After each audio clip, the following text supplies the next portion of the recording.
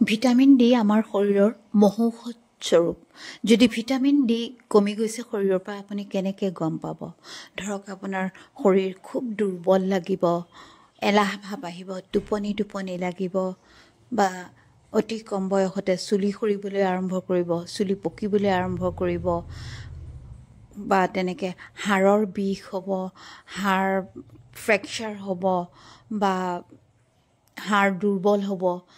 আৰু শৰীৰৰ ৰোগ প্ৰতিৰোধ ক্ষমতা কমি যায়, অৰ্থাৎ ইমিউনিটি কমি যায়। শৰীৰত যেতিয়া ৰোগ প্ৰতিৰোধী ক্ষমতাটো কমি যায় তেতিয়া অতি সহজে আমাক কেঞ্চাৰৰ দৰে ৰোগে আক্ৰমণ কৰাত সহজ হৈ পৰে। কাৰণ যেতিয়াই আমাৰ ভিটামিন ডি কমিব তেতিয়া প্ৰতিৰোধী ক্ষমতাটো কমি যায়, তেতিয়া কেঞ্চাৰ হ'লেও কেঞ্চাৰৰ লগত যুঁজ দিয়াৰ এটা যিটো শক্তি সাহস লাগে শৰীৰক, সেইটো কমি আহে। কিন্তু যদিহে ভৰপূৰ থাকে ভিটামিন ডি, তেতিয়াহ'লে সেই ৰোগীজনে কেঞ্চাৰ বেমাৰৰ লগতো যুঁজ এখন সুন্দৰকৈ চলাব পাৰে। আৰু আজিকালি সাধাৰণতে দেখা যায় বহু কেঞ্চাৰ ৰোগী তেওঁলোকে ৰিকভাৰ হয়, আকৌ পুনৰ জীৱন ঘূৰাই পায় আৰু তেওঁলোকৰ আয়ুস যথেষ্ট দীঘল হয়। আমাৰ চকুৰ আগতে দেখিছোঁ ডেকা বয়সত এই ৰোগ হোৱাৰ পিছতো একেবাৰে তেওঁ বাৰ্ধক্য অৱস্থাত তেখেতে ইহলীলা সম্বৰণ কৰা দেখিছোঁ। গতিকে ভয় খাব নালাগে, মুঠতে ভিটামিন ডি আমাৰ শৰীৰত অটুট থাকিব লাগে। সিয়ে আমাৰ প্ৰতিৰোধী ক্ষমতাটো শক্তিৰ বাহাল ৰাখে।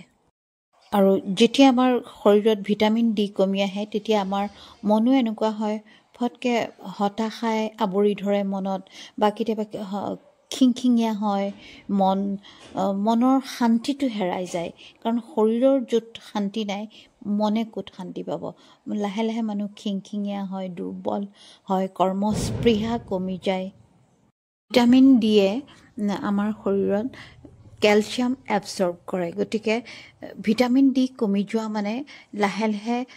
কেলছিয়ামো কমি আহে আৰু সেই কেলছিয়াম কমিলে আমাৰ হাড় দুৰ্বল হয়, আমাৰ দাঁত দুৰ্বল হ'ব পাৰে বা আমাৰ নখ ফাটিব পাৰে, নখৰো নানা ধৰণৰ বিসংগতি হ'ব পাৰে। যেতিয়া আমি এনেধৰণৰ বিসংগতিবিলাক শৰীৰত দেখা পাওঁ তেতিয়া আচলতে আমি ভিটামিন ডি টেষ্ট কৰিব লাগে শৰীৰত কিমান আছে। আৰু ভিটামিন ডি যদি শৰীৰত কম আছে আমি ডাক্তৰৰ পৰামৰ্শ ল'ব লাগে। কেতিয়াবা ভিটামিন ডি বুলি ক'লেই আমি ৰ'দৰ পৰা আহে আমাৰ শৰীৰত ৰ'দ যিটো ৰশ্মি আমাৰ শৰীৰত যেতিয়া পৰিব তেতিয়া সেই শৰীৰত ভিটামিন ডি নামৰ হৰম'নটো গঠন হয়। আৰু এই ভিটামিন ডি কেতিয়াবা বেছিভাগ প্ৰত্যক্ষভাৱেই আমাৰ শৰীৰে গ্ৰহণ কৰে, একেবাৰে শৰীৰৰ কোষে কোষে যায় আৰু যিটোৱে আমাৰ শৰীৰৰ ৰোগ প্ৰতিৰোধ ক্ষমতা বঢ়ায়। কিন্তু কেতিয়াবা এনেকুৱা হয় যে ৰ'দৰ দ্বাৰাও নহয়গৈ, কেতিয়াবা শৰীৰৰ অতি ভিতৰত যেতিয়া কিছুমান বিসংগতি হৈ থাকে যিটো আমি বাহিৰত বুজি নাপাওঁ, একমাত্ৰ চিকিৎসকৰ বাহিৰে সেইটো কোনেও ক'ব নোৱাৰিব যে ভিতৰত কিবা কিবি ৰোগ হ'ব পাৰে, তেতিয়া সেই ভিটামিন ডিটো গঠন নহয়গৈ শৰীৰত। গতিকে তেতিয়া ডাক্তৰৰ সহায়ৰ বাহিৰে উপায় নাই। কিন্তু পোনে পোনে আমি অতি সহজভাৱে ভিটামিন ডি বুলি ক'লে আমি ৰ'দ ল'ব লাগে, যিটো আমাৰ পুৱাৰ ৰ'দ। আগৰ দিনত মানুহে আমাৰ খুব ৰ'দ লৈছিল তেওঁলোকে, বা তেওঁলোকৰ খেতি বাতি আদি যিখিনি কাম সাধাৰণতে বাহিৰত হৈছিল, চোতাল এখন আছিল, তেনেকেই তেওঁলোকে ৰ'দ পাইছিল। কিন্তু আজিকালি আমি নিউক্লিয়াৰ ফেমিলি হৈ গৈছোঁ, আবদ্ধ হৈ গৈছোঁ এটা ঘৰত, দুৱাৰ খিৰিকী মাৰি আমি থাকোঁ বা অফিচ বুলি ক'লেও একেবাৰে বিশাল একোটা অট্টালিকা, গাড়ীৰে অহা যোৱা, গাড়ীৰে গ'ল অফিচলৈ আহিলে বা নিজৰ ব্যৱসায় পাতি আদিলৈ গ'লেও ৰ'দ গাত লগাৰ কোনো সুবিধাই আমি ৰখা নাই বা আমি এবাৰো ভবা নাই যে আমি ৰ'দ ল'ব লাগে বা কি কাৰণে ল'ব লাগে। কি হৈছে আমাৰ যে এই এলাহ আহিছে, ভাগৰ আহিছে, টোপনি লাগে, শৰীৰ যে দুৰ্বল হৈ গৈছে, কৰ্মস্পৃহা আমাৰ কমি গৈছে, আমি কি মানে বস্তুটো অভাৱ ঘটিছে আমাৰ সেইখিনিও ভাবি চাবলৈ সময় নাই মুঠতে আমি এটা যন্ত্ৰ হৈ গৈছোঁ জুবিনে কোৱাৰ দৰে আৰু সেই যন্ত্ৰৰ সদায় যিটো আমাৰ পথটো আমি সেইটো বাটেৰে অহা যোৱা কৰি আছোঁ কিন্তু আচল কথাটো হ'ল ৰ'দ পোৱাবই লাগিব ভিটামিন ডিৰ কাৰণে আৰু ভিটামিন ডি যেতিয়া অভাৱ হয় তেতিয়া আমাৰ ছালখন নিস্তেজ হৈ পৰে আৰু যেতিয়া আমি ভিটামিন ডি পাম তেতিয়া নিজেই গম পাম যে আমাৰ লাহে লাহে ছালখন সুন্দৰ হৈ আহে আমাৰ কৰ্মস্পৃহা বাঢ়ি আহে আমাৰ এলাহ ভাৱ আঁতৰে উদ্যমী মন এটা মানে শৰীৰে আমাক দিয়ে উদ্যমী মন এটা কৰ্মমুখী ঠিক তেনেকৈ আমাৰ চুলিও সুন্দৰ হয় চুলি সৰা বন্ধ হয় আমাৰ হাড় সবল হয় শক্তিশালী হয় আমাৰ ৰোগ প্ৰতিৰোধ ক্ষমতা বাঢ়ি আহে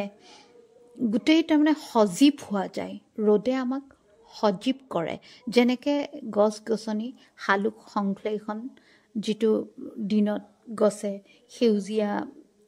গছে সূৰ্যৰ ৰশ্মি গ্ৰহণ কৰি আহাৰ তৈয়াৰ কৰে আৰু সেই আহাৰ খাই গছ সেউজীয়া হয় ঠিক তেনেকৈ আমিও ৰ'দৰ সেই ৰশ্মিকণ যদি আমি চিন্তা কৰোঁ সেই ৰশ্মিয়ে আচলতে আমি নজনাকৈ আমাক সজীৱ সেউজীয়া কৰি ৰাখে কিন্তু আমাৰ সেইটো এতিয়া ভাবিবলৈ বুজিবলৈ সময় নোহোৱা হৈছে গতিকে গৈ গৈ আমি ভিটামিন ডিৰ অভাৱত পৰি আমি আমাৰ শৰীৰটো নিশকতীয়া কৰিবলৈ লৈছোঁ ৰোগ প্ৰতিৰোধী ক্ষমতা একেবাৰে শূন্যৰ ঘৰলৈ লৈ গৈ আছোঁ হয়তো বেছিভাগেই জানে কিন্তু আজিকালি সকলোৱে পঢ়া শুনা বেছিভাগেই জানে কিন্তু জানি শুনিও তাৰমানে মানুহে এনেকুৱা যন্ত্ৰৰ দৰে হৈ পৰিছে এই যান্ত্ৰিক সময়ত মানুহে সেই সদায় অহা যোৱা বাটেৰে খোজকাঢ়িছে তাৰ বাহিৰেও যে আৰু বাট আছে মানুহে পাহৰি গৈছে য'ত প্ৰকৃতিৰ লগত একাত্ম হ'ব পাৰি অলপ ৰ'দ ল'ব পাৰি শুদ্ধ বায়ু সেৱন কৰিব পাৰি মানুহে পাহৰি গৈছে বহুত প্ৰয়োজন হৈছে ৰ'দ লোৱা বহুত প্ৰয়োজন হৈ পৰিছে গতিকে আহক আমি ৰ'দ লওঁ ভিটামিন ডি ৰ'দ সহজ অৰ্থত ৰ'দৰ পৰাই ভিটামিন ডি আমাৰ শৰীৰে পায় আৰু যদিহে কেতিয়াবা শৰীৰৰ ভিতৰত কিবা নজনাকৈ কিবা ৰোগ হৈছে সেইটো বেলেগ কথা চিকিৎসক আছেই চিকিৎসালয় গলিয়ে গলিয়ে হৈছে